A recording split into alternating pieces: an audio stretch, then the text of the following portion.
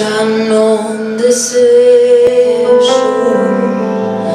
que faz parte de mim. Já não duvido que sonhei caminho lento, mas certo. Olhos abertos, beijo no chão, procuro sentir mais do que pensar. Ouvidos atentos às mensagens do céu, caminho certo é sincero. Voar longe como quero sentir a brisa no meu rosto. Desenhar o som da minha voz, os passos que deixo nesta vida.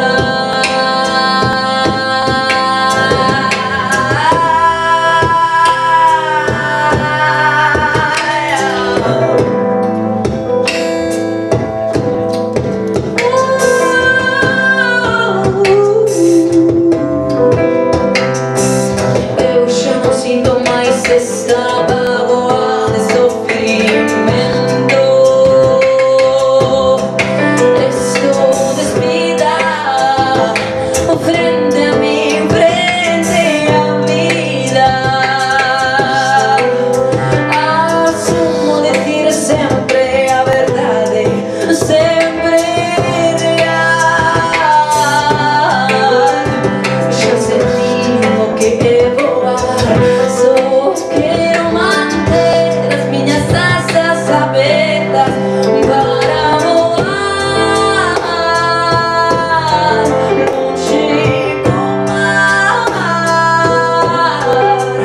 e sentir a brisa no meu corpo, desenhar o som da minha voz, os passos que deixo nesta terra.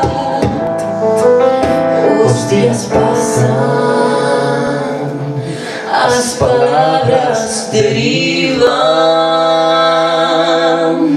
só perduram os nossos sonhos eternos, desafiando os medos do sentido. Só importa o real que és para voar longe como ar, e sentir a brisa